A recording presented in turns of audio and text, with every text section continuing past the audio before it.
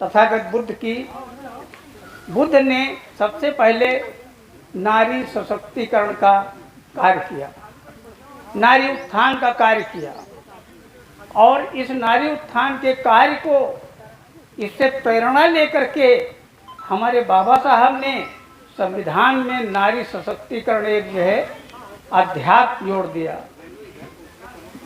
इसी से प्रेरणा लेकर के हमारे फूले जी, सावित्रीबाई फूले जी ने नारी सशक्तिकरण पर विचार किया, उस पर कार्य किया।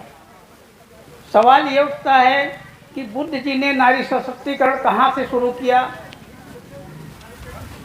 बुद्ध जी ने अपने धम्म में सबसे पहले नारियों का सम्मान दिया, नारियों को दीक्षा दिया, नारियों को उचित स्थान दिया। भिक्षु और भिक्षुणी दो संघ बनाए।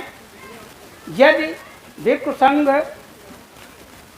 का सीनियर व्यक्ति है और नारी संघ का जूनियर व्यक्ति है, उनको बराबर का दर्जा दिया गया। किसी को ऊंचा नीचा नहीं बताया गया। नारी को शिक्षा पर जोर दिया, नारी पर आत्मचिंतन के लिए जोर दिया, उसके ज्ञान पर जोर दिया, उसकी बराबरी पर जोर दिया, उसको जो है हर जगह सम्मान दिया, और यहाँ तक कि अर्हत होकर के जो है उनको सम्मान मिला कि देश में लोग उनको जानते हैं, नारियों को। बात दूसरी आती है कि ये हमारे तथागत जी, बुद्ध जी प्रजातांत्रिक व्यवस्था के पोषक थे।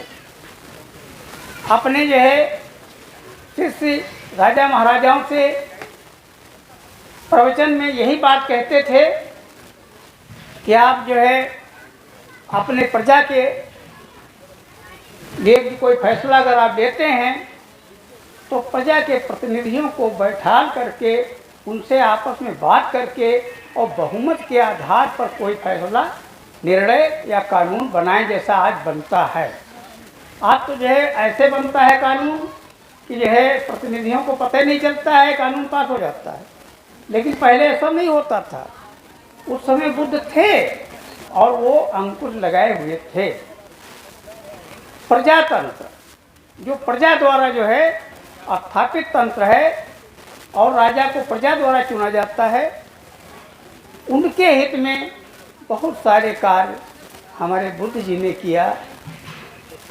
गरीबी रेखा को जो है उन्होंने जो है बताया कि यदि राजा के राज्य में कोई व्यक्ति गरीब है तो ये राजा का दायित्व है कि उसकी देखभाल करे कि वो क्यों गरीब है, उसका कारण जाने, उसको समझे कि क्यों गरीब है, उसका निवारण करे।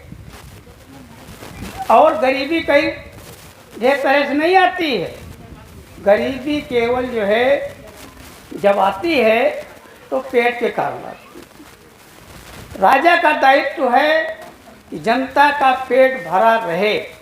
यदि जनता का पेट भरा रहेगा तो शांति कायम रहेगी, स्वास्थ्य बरकरार रहेगा, चोरी उठाईगिरी ये नहीं होंगे, मारपीट भय ये नहीं होंगे, गुस्सा क्रोध तृष्णा लालच नहीं होगा।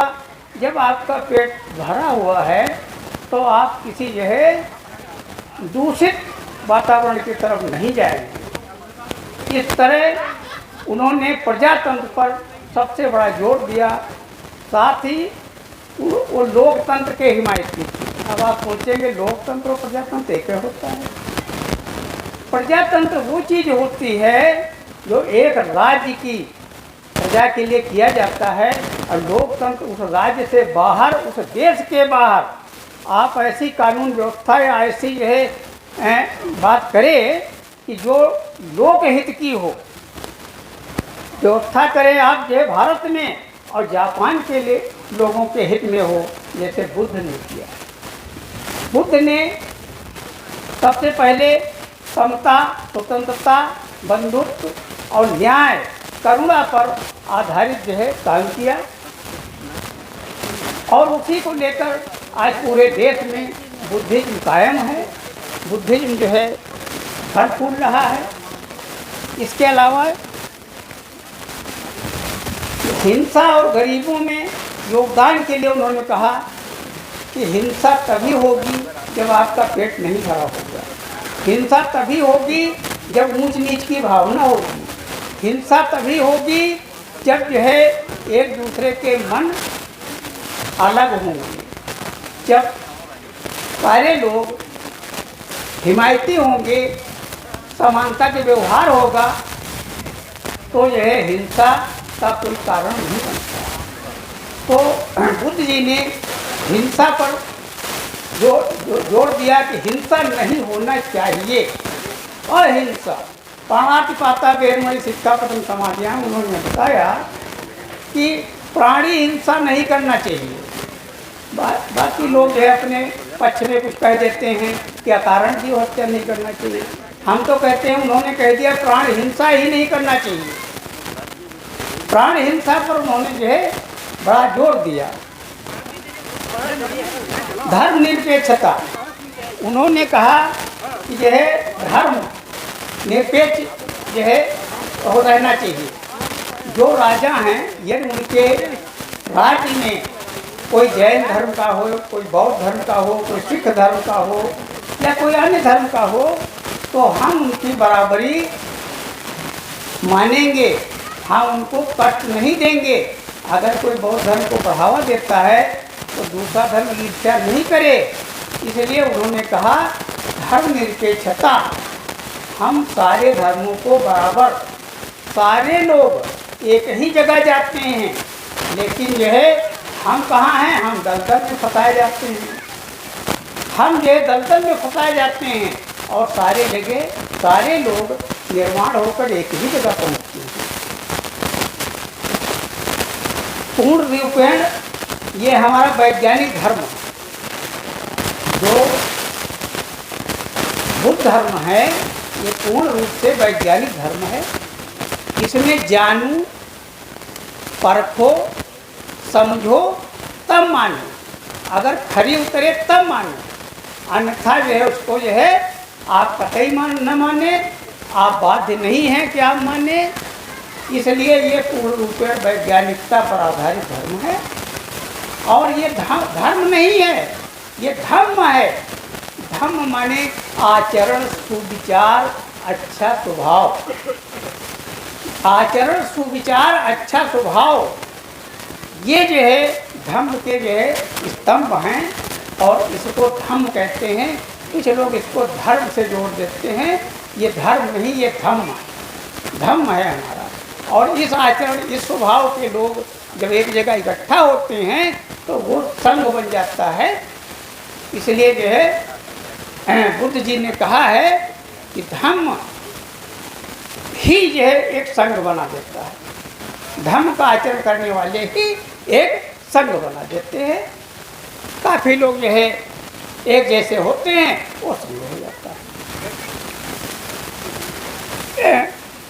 बुद्ध जी ने गृह जीवन पर विशेष ध्यान दिया। उन्होंने कहा गृह जीवन पर विशेष ध्यान दिया। जब हम घर में खुश रहेंगे तो बाहर भी खुश रहेंगे, और घर में खुश नहीं रहेंगे तो बाहर भी खुश नहीं रहेंगे। घर में झगड़ा करके आओगे तो बाहर तुमको झगड़ा दिखाई पड़ेगा, कहीं लड़ जाओगे, कहीं बड़बड़ाओगे, लोग कहेंगे तो पागल जा रहा है। दूसरी चीज़ बुद्ध जी ने यह बताया, गृहस्थों को उपदेश देते हुए उन्होंने 4 चीज़ें बताई। पूरब, पश्चिम, उत्तर, दक्षिण और आकाश और पृथ्वी, 6 चीज़ें बताई। उन्होंने कहा पूरब जो दिशा हमारी है, हम पूरब दिशा को पूजते हैं। सुबह उठते हैं, लोटा लेते हैं, पानी डालते हैं, हम पूरब दिशा को पूजते हैं या सूर्य को पूजते हैं, जिसको भी समझ लो पूजते हैं। उन्होंने कहा पूरब दिशा माता पिता की होती है। हम अपने माता पिता को अगर आराध्य मानते हैं उनकी सेवा करते हैं, उनको खुश रखते हैं, उनको कष्ट नहीं देते हैं, तो पूर्व दिशा को पूजने की कोई जरूरत नहीं, कहीं जल चढ़ाने की जरूरत नहीं। आपका दक्षिण दिशा हमारे आचार्यों का है, हमारे गुरुओं का है, हमारे जो है पूज भंते लोगों का है। ये हमारे शिक्षा के जो है स्रोत हैं, गुरु हैं, आचार्य हैं, भंते हैं।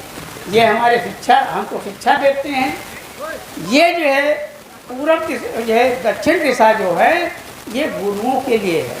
हम इनका सम्मान करें, हम इनकी जो है हर जो है कवि को पूरा करें, हम इनका सत्कार करें, हम इनसे अच्छे वचन बोलें। हमको जो है दक्षिण दिशा में कोई पूजा करने की जरूरत नहीं पड़ेगी। बुद्ध जी ने कहा पश्चिम दिशा बच्चे और पत्नी परिवार के लोगों की जो है पश्चिम दिशा। लोग कहते हैं पश्चिम में जो है दरवाजा मत खोलो।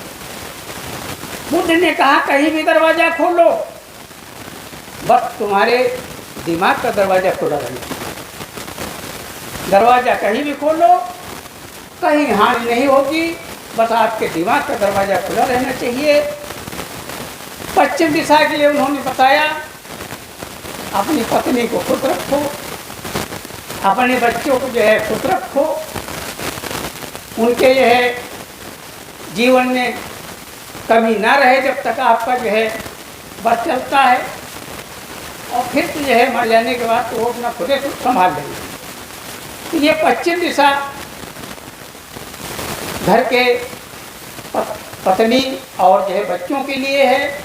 उनको खुश रखो, उनको नाराज न करो, उनकी सेवा करो, उनका सत्कार करो, यथासंभव जो है संपन्नता में लाओ। तीसरी बात उन्होंने बताया है उत्तर दिशा। उत्तर दिशा हमारे परिवारीजन, हमारे अतिथिगण, हमारे दूर दराज से आए हुए लोगों के लिए पूर्व दिशा बहुत अच्छी होती है। इस उत्तर दिशा बहुत अच्छी होती है, इसलिए अधिकतर आपने देखा होगा घरों में उत्तर दिशा की तरफ बैठकर बनाया जाता है कि जो है अतिथि महोदय आवें, उनका स्वागत सत्कार वहाँ किया जाए, परिवारी जन आवें, वहाँ पर उनका स्वागत सत्कार किया जाए।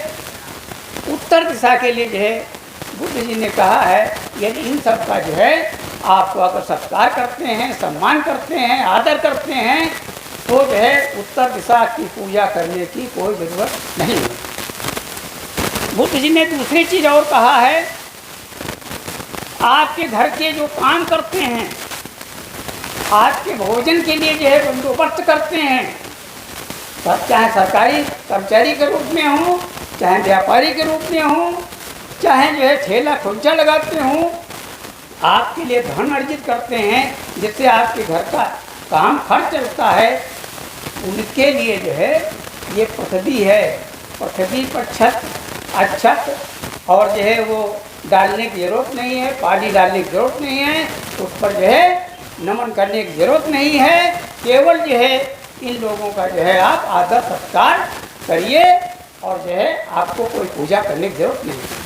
उन्होंने बताया दूर दराज से आए हुए लोग, हमारे नाते रिश्तेदार, हमारे जो है मान्य लोग जो आते हैं, उनको आसमान